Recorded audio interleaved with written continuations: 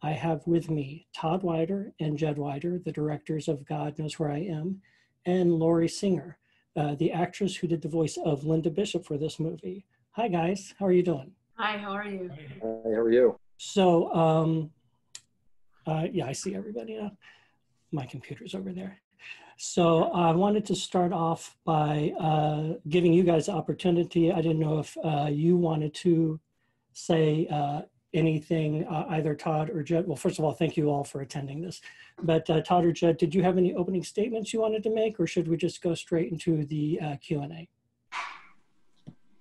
I'd like to first say thank you very much for having us. We have, we grew up in the Stony Brook area and have attended the Stony Brook Film Festival for many years and think incredibly highly of the festival. It's always a beautifully curated festival year after year. So it's certainly a great honor for us to be here, and I'm really proud that you chose this film to kick off this year's film festival with it. So thank you. Okay, well, let's dive in.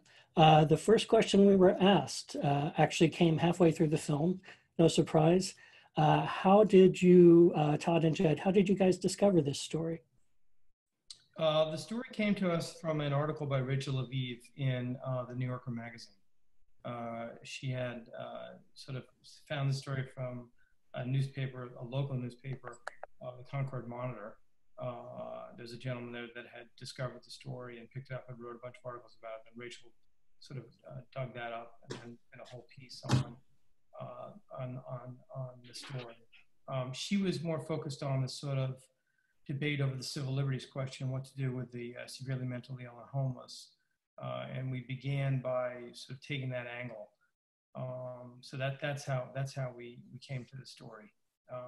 The inspiration for the piece came from an encounter I had had in the home that I live in New York City, where I came home one night and found a homeless man had broken into my foyer, and I tried to help him, and the NYPD came, and it was a very cold night, and you know, he had just broken in because he was freezing, and they essentially said to me, "Do you want to press charges?" And I said, "No, just please take him to a shelter." And I watched as he got in the back of a police car, and then they drove down the street into the sort of snowy late evening, and I watched as the back door opened, and he bounded out and bolted into the darkness and disappeared. But he reappeared a couple months later and sat on this chair in front of my house for what seemed like 7 days and 7 nights. It was some sort of biblical thing, you know. And every time I went in or out, he was sitting there, and he was clearly psychotic. I mean, he was delusional. He was sitting in his own urine. He wasn't eating.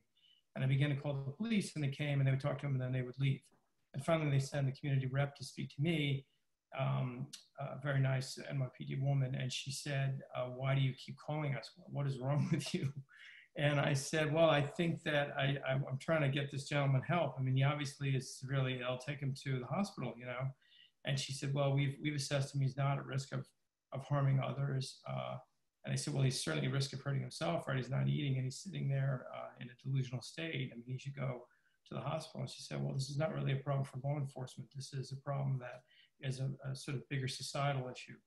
And this isn't really within our purview to deal with this." So I appreciated her answer, because I don't think it really is a law enforcement problem, actually. And then that was actually sort of the inspiration, I think. And Jedd and I sort of spoke about this encounter that I had, and we thought that would be an interesting topic to focus on. And then we found the story in Rachel Aviv's story. We then reached out to Rachel, and then we reached out to Joan. She was the first sort of major person in the story that we reached out to, and she was very, very helpful. She gave us the diaries. She sort of opened up her life to us, and she really enabled us to do this piece, actually.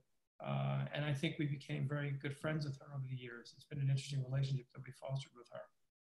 One of the other questions we had that I think really follows up with what you were just saying is, do you feel like the system let Linda down? I mean, it's clear that she didn't want the medication. She didn't want to let anybody help her. What is your feeling on that? Well, I think that the system did let her down. Look, I mean, there are many people that, you know, have very different views with regard to the severely mentally ill.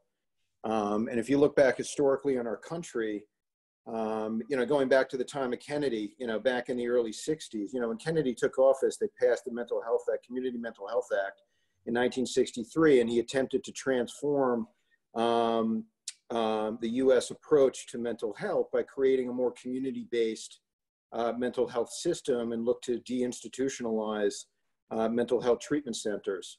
Unfortunately, he didn't get the full funding that he really needed, but the pendulum did shift from sort of the institutionalization of the mentally ill over the years to really what we have today, which is a system that we strongly believe accords very significant civil rights to mental health patients, the severely mentally ill. And the problem is that we feel today that pendulum has shifted so far that to a large degree, many severely mentally ill patients are essentially dying with their rights on. And that's really not the place where we want to be. And I think when you look at the case of Linda Bishop, the system did fail her, but it failed her in several different regards. The legal system failed her. The guardianship hearing, unfortunately, did not turn out the way that Joan Bishop had hoped for. Joan Bishop had hoped that she would have been named her guardian, and as a result, could have had Linda forcibly treated. And she did do well under treatment. So unfortunately, she, at the end of the day, she was really failed by the legal system, and ultimately failed by the mental health system as well. The hospital where she was hospitalized ultimately ended up deciding to release her, discharge her unconditionally. And there were no conditions in place. They could have put in place a post-discharge program for her. They could have looked to see how much money she had in her pocket. They could have contacted her nearest relatives, despite perhaps HIP at that point. But they did not.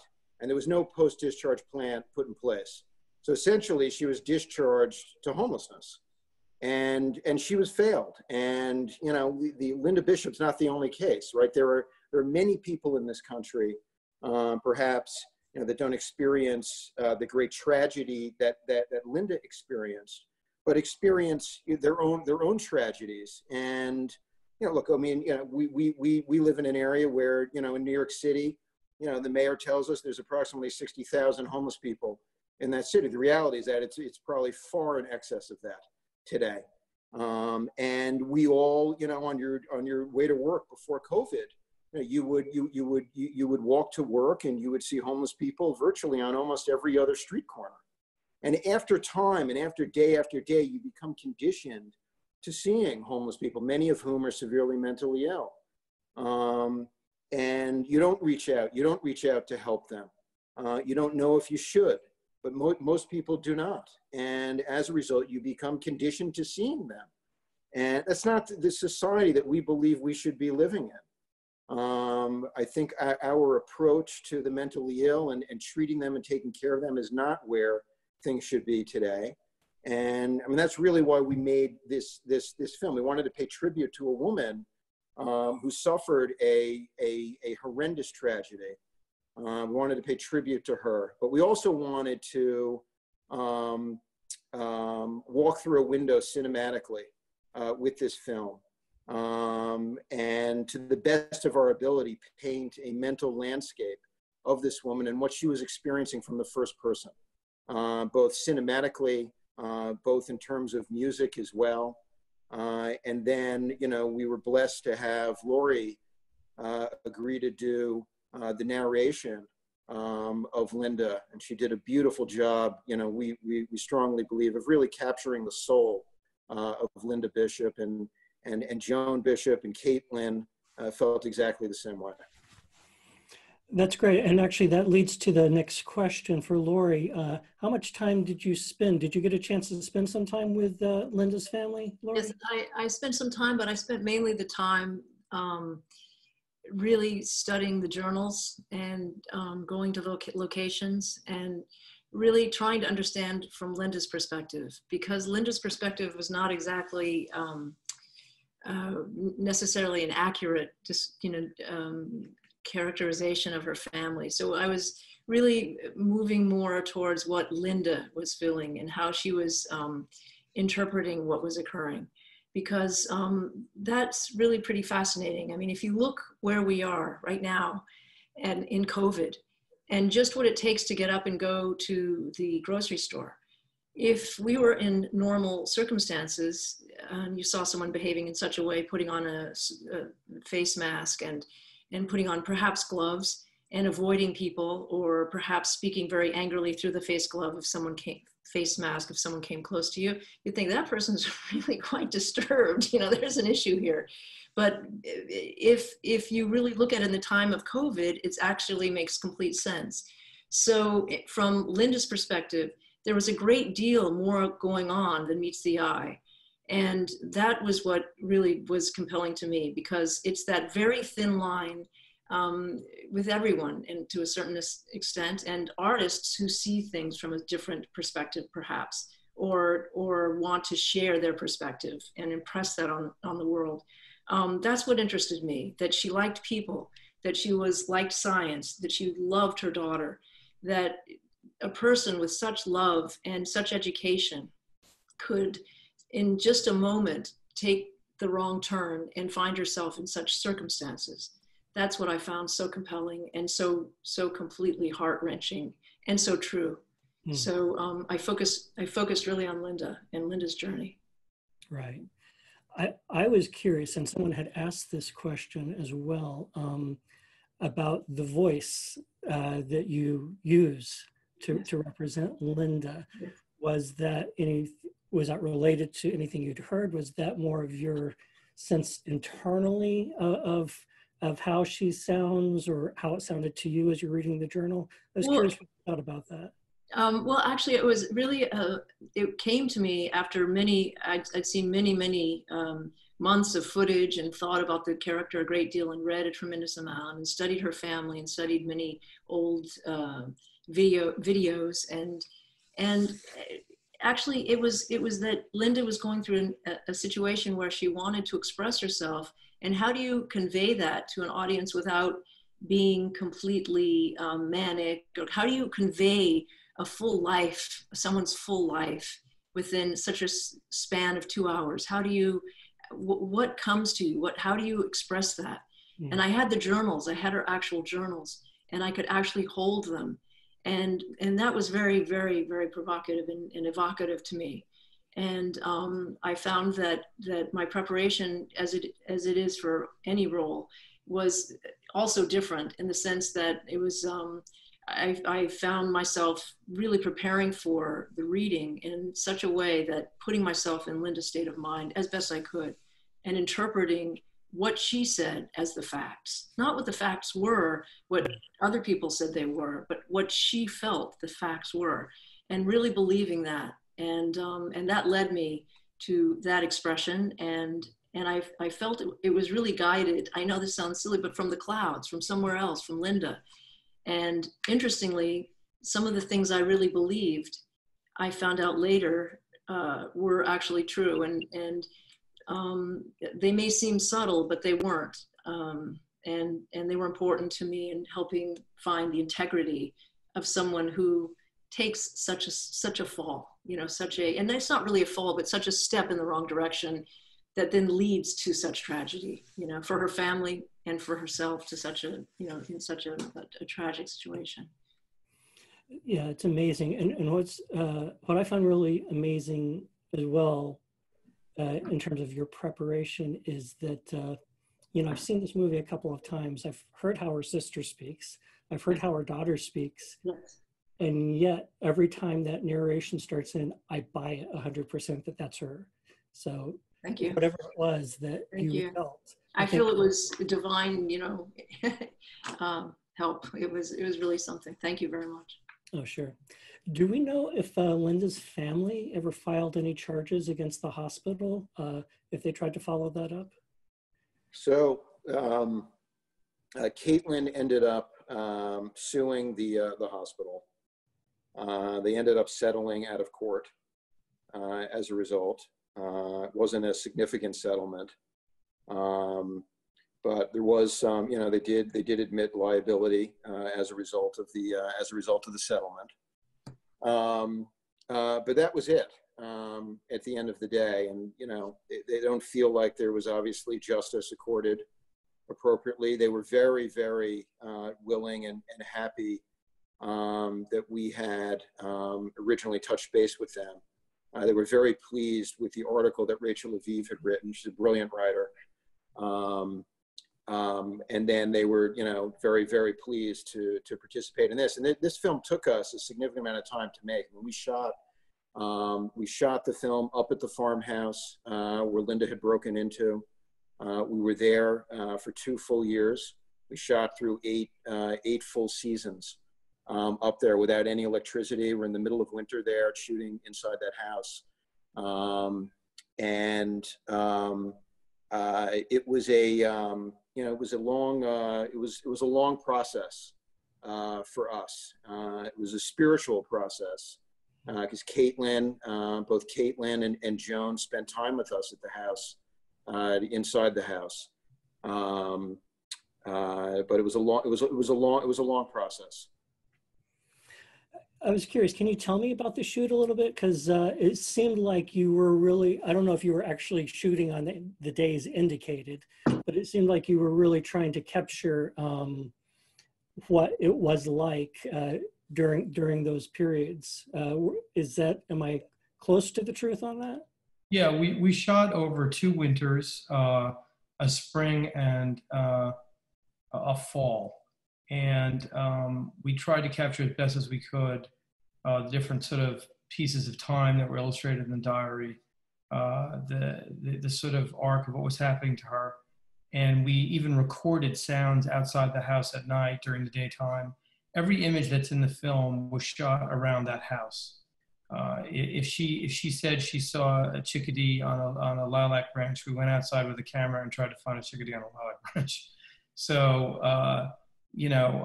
even the white horse, there's a segment where she has this sort of trance sequence where she sees the white horse, which can be interpreted as God or Jesus or whatever you'd like to see as some spiritual moment that she's having, That horse actually was found very near that house in a stable nearby. So the apples that we photographed were picked from the same orchard that she likely picked apples from when she went out, trying to get food to feed herself. And then they were brought into the building.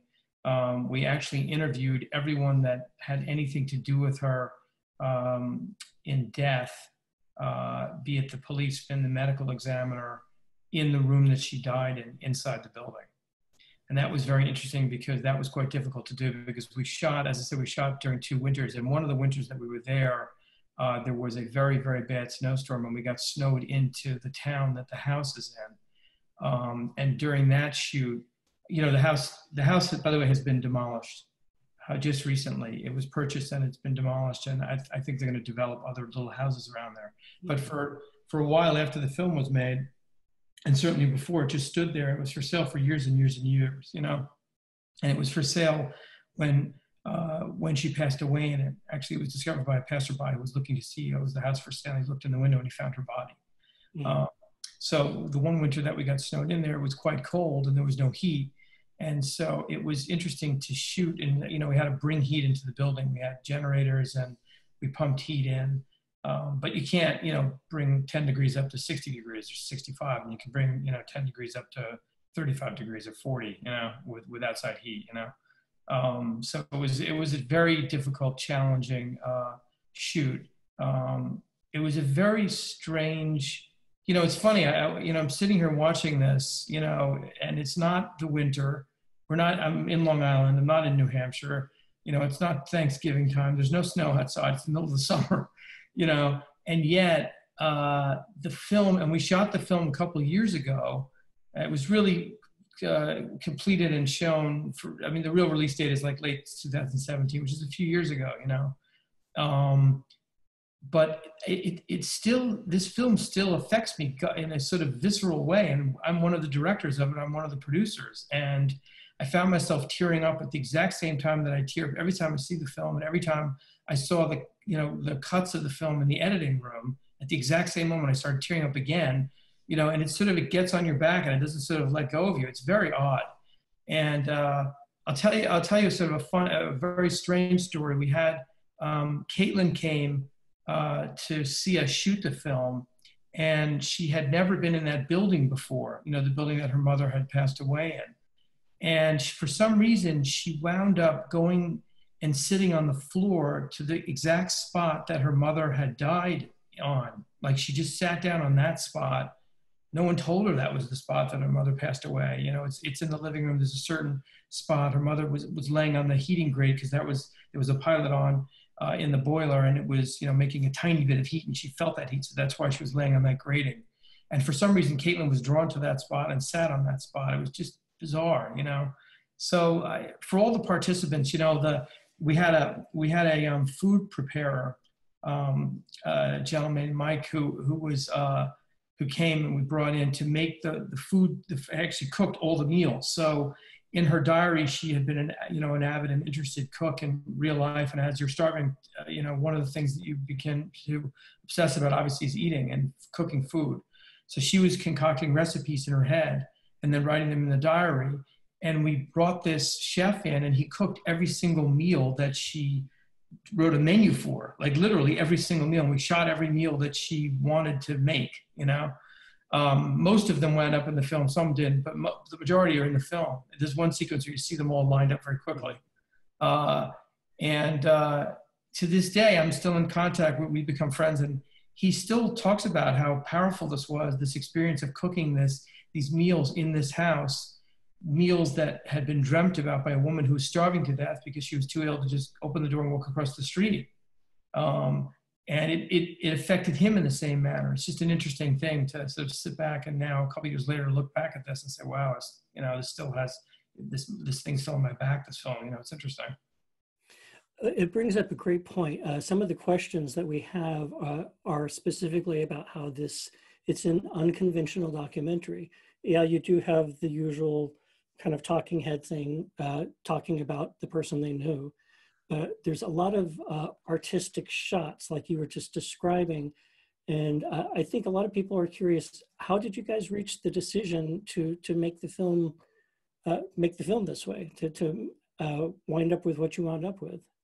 Well, you know, we had started the project. That's a good question. We had started the project and spent months actually going down the road of shooting a film that was more sort of criminal justice oriented. A film more about sort of the psychiatric element, and also from a criminal justice perspective. And after about 3 to 5 months of going down that road, we decided we didn't want to make that film. What we really wanted to do, and especially after spending more time sort of studying and dissecting the journals and spending more time with both Joan Bishop and also Caitlin, we really wanted to tell a story from the first person. And, you know, the challenge was obviously the protagonist was not alive. So how do you make a film where your protagonist is not alive? But at the end of the day, we had her words, we had her voice. So the challenge became, well, how do we then bring her voice to life? Do we do it by displaying the words of the journal on the screen? Do we bring on board an actress that plays the role? Or do we do some sort of voiceover? And ultimately we decided a voiceover was probably the most appropriate way to handle her voice. That's the direction we obviously went. And after spending time with Laurie, Laurie just embraced the journal itself. She spent weeks and weeks studying the journal and pouring through the journal and spending time with Joan and spending time with Caitlin. But we wanted to tell the story from the first person. And Linda had been an art history major at the University of New Hampshire. She was a very bright woman. She was very artistic. She was very poetic. When you read through the journal is littered with references to paintings, references to nature, the way that she described what she saw out the window of the top floor in the attic of the farmhouse, which we shot. There was a rocking chair there where she sat and looked out the window. And she made these beautiful observations as she watched life go on outside that window. And, you know, we wanted to tell that story. We wanted to bring her words to life. And the house also became, the farmhouse became very much a character in this film because, you know, the farmhouse itself was an historical farmhouse. It had been there for over 100 years. And at one point had served as a meeting house where travelers could come and could stop by and could get a meal at that farmhouse many years ago. But as Linda comes into the house and as time goes by and as her apple supply begins to diminish and as winter sets in from sort of the vibrancy, the colors and the vibrancy of fall transforms into sort of the cold, blues and washed out colors of winter, and coldness and despair sets in, and she herself begins to starve.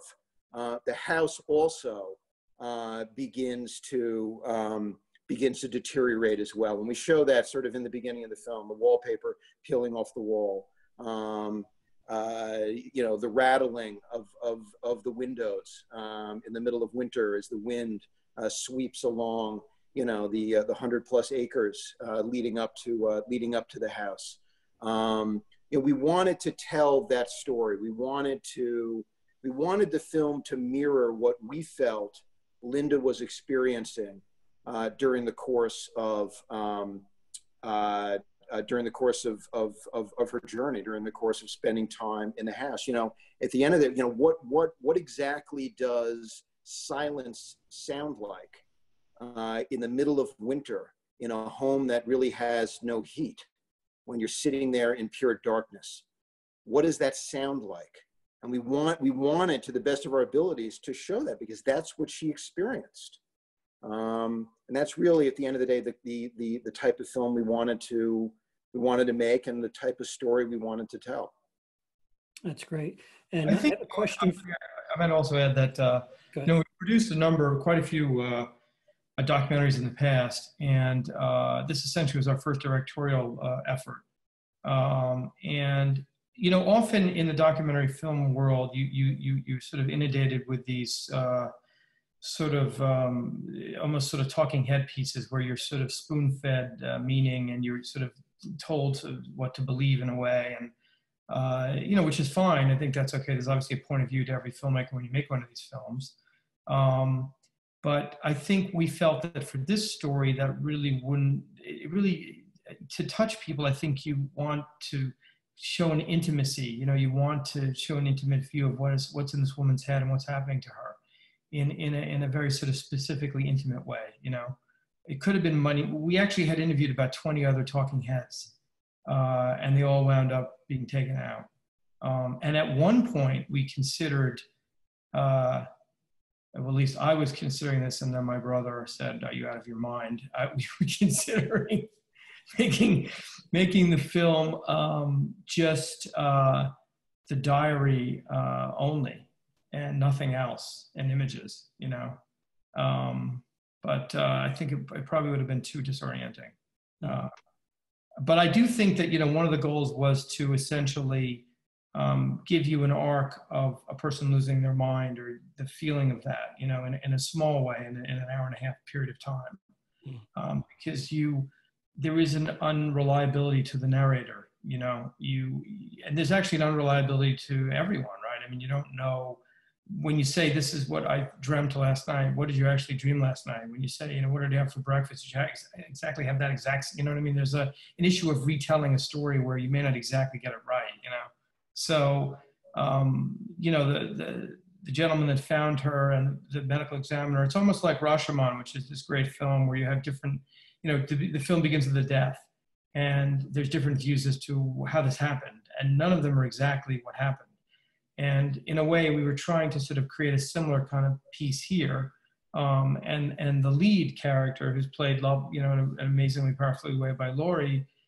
And just, I think, in fact, due to Laurie's performance, you want very much to believe what Laurie is telling you, because she's quite compelling. She's crazy. Right. But you want to, and I think it makes the impact of Linda's death even more powerful, because you come in a way to want to believe what Laurie is saying, and believe in the emotion and, the power of, her narrative arc and stuff. And then you begin to, in the middle of the when is Steve going to show up and rescue Linda? Where's Steve? It's about time for him to show up here. She's not doing too well. So but that's what was happening to, Linda, as she got further and further away from the mental facility that she had been treated in and the medicines that she was on, and got more and more disoriented, really detaching from society into her own head, with no food and also no signals from, no internet, no iPhone, no telephone, no electricity, no heat, finally nothing. So those are some of the reasons behind the artistic choices I think that we made. That's great. I have a question from Bonnie, and it fits in with some of what we've been talking about. So we understand why you chose to have a narrator and the process that Laurie went through. How did you actually decide to have Laurie in this? I don't know if Laurie wants to address this, or who wants to address this. What was the connection between you guys? Laurie, do you want to take it, or you want me to? Go ahead. Laurie has worked with us in a number of films before. She's helped us produce a number of films, me and Maximo Coppola, Silence in the House of God, and some other films she was very actively involved with. And we, as Jedd had mentioned before, one of the issues with telling a story like this, access is a key to making any documentary. You need some form of access to tell a story. So the access we had here was the diary. And we had first-person narrative from people that knew her, but we did not have Linda's voice, and we did not have Linda's being interviewed, and we had no first-person Linda narrative, only her diary. So how do you bring a diary to life of a person who has passed away? And we tried initially with no overdub, no reading, just words on the screen. It just didn't do it. And then we tried different dry reads, actually. And then we sort of thought, this could be a project that Laurie might want to actually be, to act in a way. And so we approached her and pitched her, hoping that she would agree to this. And, she did. And, I don't want to tell more about your process. You can. Well, actually, I can say, if I could also say that at first I was hesitant, actually. And I was watching the film and the story. I love the story. But it is a bit of a puzzle. How do you convey this? How do you convey such a rich person's inner life? And how do you convey the belief that you're absolutely right without being rather pedantic and reading the journal? It's about apples, it's about this, but it's about so much more. It's about so much more. And that's what I found so completely intriguing, is that everything she's saying, everything Linda's saying is much more, because it's everything to her. That's her whole life. It's not just apples. They represent life. They represent every day. They represent what's coming. Everything is a symbol for something greater. And that was compelling to me. And then how to convey it. And it came in such a way that was rather fortuitous, in the sense that it was a very, very cold winter in New York, and I was in my apartment, and they were working on the building, and there was loud clanging and loud sounds, and my mother had been very not well, and I'd been taking care of her for 3 days, and I hadn't really been eating very well. And it was sort of, all of a sudden I'd been reading these journals for the last many months. I read the entire thing many times, thinking about it and processing it and making it, feeling it. So, and it came a point where I thought, I have a feeling, I have a feeling. And I went, someone was working on an abandoned building that I knew, and not abandoned, but they're working on the building, so it's quite abandoned. And it was unlocked, and I knew that, and I didn't tell anyone, and I took my computer and I went into the building without them knowing, and I closed myself in a closet, And I started on the journal. And this was after, many, many months of preparation in various ways. For example, you can hear my voice is quite different than that. So, and it just sort of flowed. It just sort of came. And I actually had, I called Jedd. Jedd, I don't know if you remember this, but yes, I called Jedd at his office and I said, I need to play something for you. And I was just, he said, what is, because they'd already asked me if I would do this.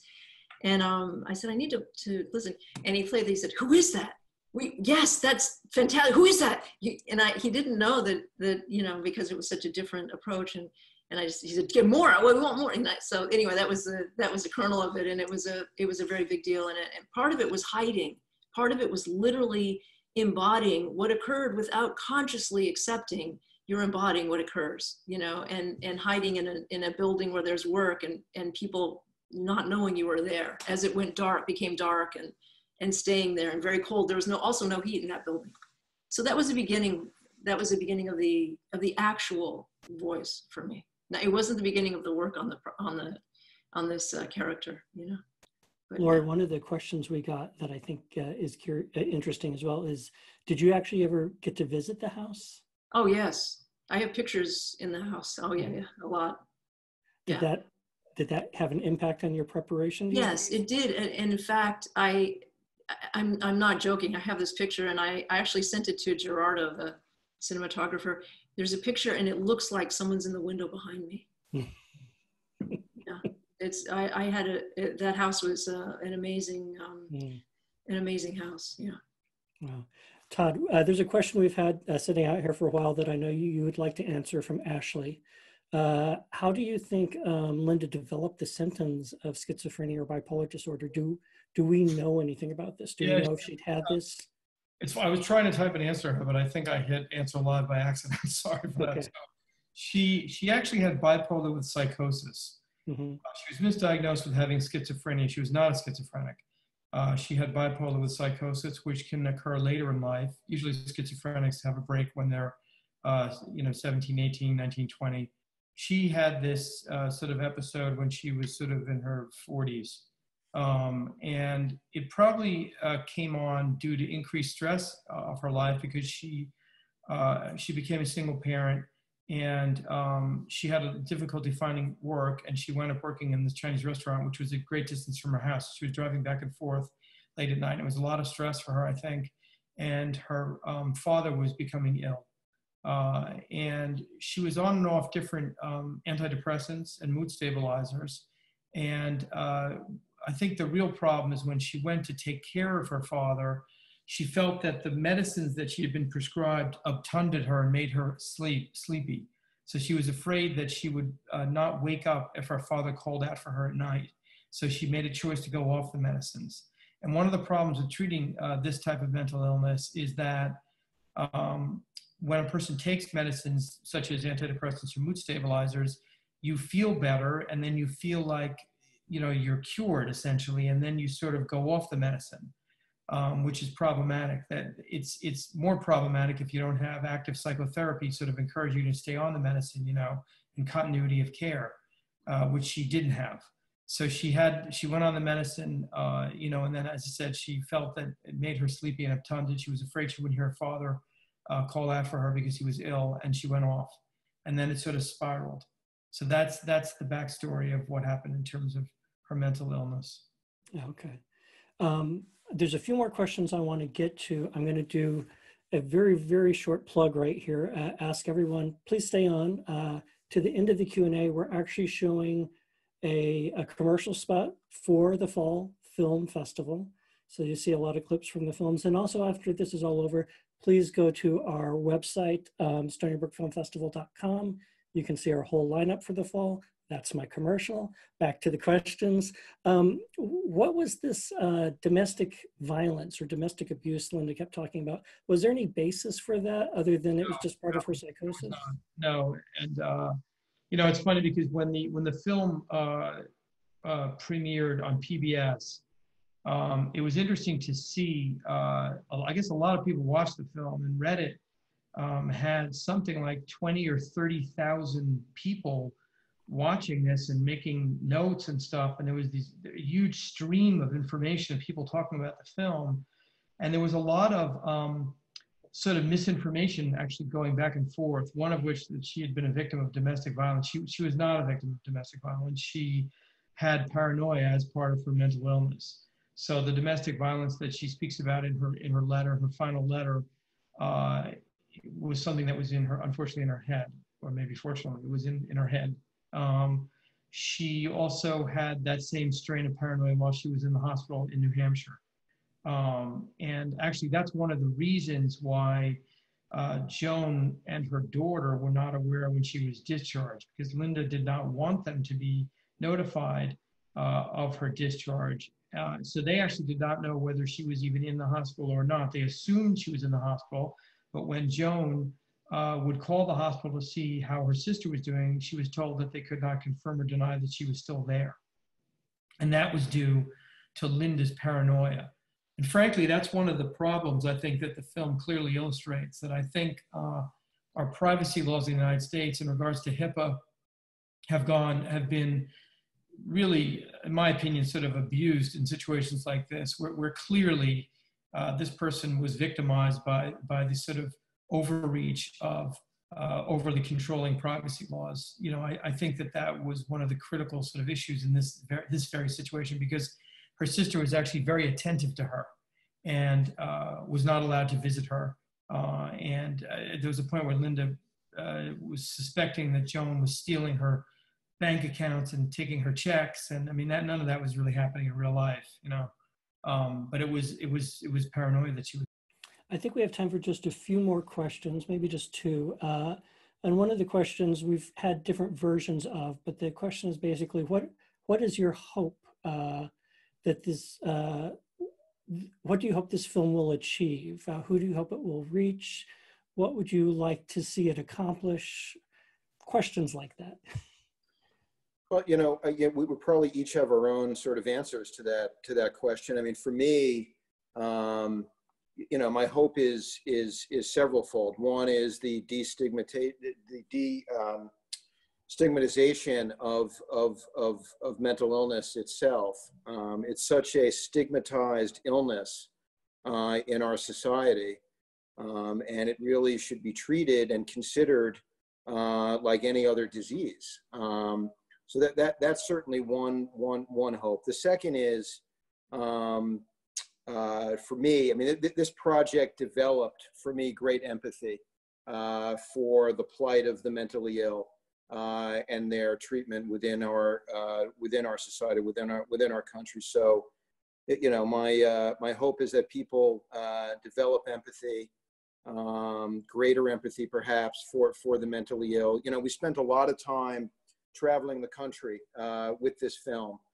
We spent a lot of time with the National Alliance of Mental Illness, NAMI, setting up screenings all over the country. We spent time with PBS also, arranging various screenings. American Psychiatric Association also, working with them and screening, arranging screenings also. So, you know, the hope is that, you know, these cases do not occur again. That these people, the Linda Bishops of the world, are not allowed to slip through the cracks of a broken system, a broken mental health care system, and that in some way, shape, or form, we're able to correct it and perhaps find a better balance between the privacy laws and HIPAA regulation in our country, with civil liberties and together with common sense. Good. I have a last minute question that came in from my friend Susan. Hi, Susan. And she's asking about Caitlin's father. He's kind of just not present at all in the film. And that's Linda's ex-husband. Did he ever develop a relationship with his daughter? Did you guys ever speak with him? Yeah, he had a somewhat distant relationship with Caitlin, and Caitlin actually went to live with her grandparents. So he was not that present, I guess. Later, you know, he was present, but he was not that present.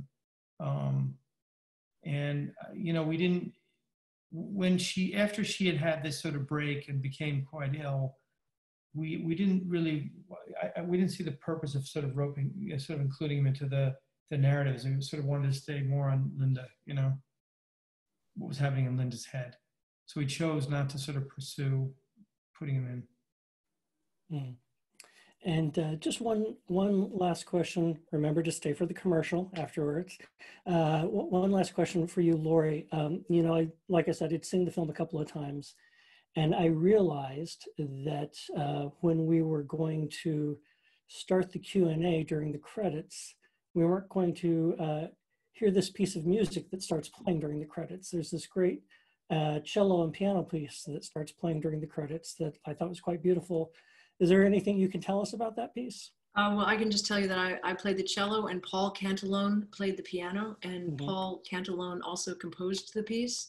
There are three composers. Moshe Knoll did some of the composing, and Ivor Guest also did some of the composing. And this is Paul Cantalone's section, and he's a spectacular composer. He also did Butterfly, Diving Bell and the Butterfly. He also composed the music for that, and he's an amazing composer. And anyway, so he composed the music and played the piano, and I played cello. So to that, so yeah, it was really a beautiful moment. And Hal Wilner also was there, and a number of people, and it was a very special moment to perform that in a recording studio. It was great. Yeah. And what's that piece called again for the people who didn't get to hear it? It's Linda Bishop's story. Linda Bishop's Ode, basically, is the name of the piece that we play at the end of the movie. Yeah. So can we find that online if we want to listen to it? I think so. At the end of the film, perhaps you can. Maybe I'll post. I'll give it to you. Actually, I'll send it to you if you'd like. I'm sure I have a recording somewhere of it, and I'll send it to you. You know. And if I could, Ken, if I could say one thing, absolutely, just quickly. Just that what I also found so amazing that when Todd and Jedd were working on this is that I've worked a lot with the New York Civil Liberties Union since I was in my teens. I'm very connected to them. And this question of personal civil liberties versus the rights of a family to know what is occurring with their family member is such a very important topic. And I think the way it's explored, the way they explored it in this film, the way they directed and made this such an artistic vision of the complexities of that issue is really, really beautiful and compelling. And that was what I found also so deep in this film, is that the tragedy of merely wanting to make your own decisions and they're the wrong decisions. How do you distinguish that in one person versus another? And how do you distinguish a sister loving another sister and wanting to help her, who's correct? And it's a very, very complex issue. And I think the idea that there were no systems in place when someone's checked out of the hospital is the key, because that's I think the moment that could have saved could have saved her and could have therefore saved everybody. That moment. Todd, Jedd, and Laurie, thank you so much for spending your time with us tonight. It's a wonderful movie. You all answered the questions great. Thank you to the audience, actually, for sticking around and asking your questions. And as soon as this is over, we're going to show you a sneak preview of the 2020 season of the Stony Brook Film Festival. Thank you and good night.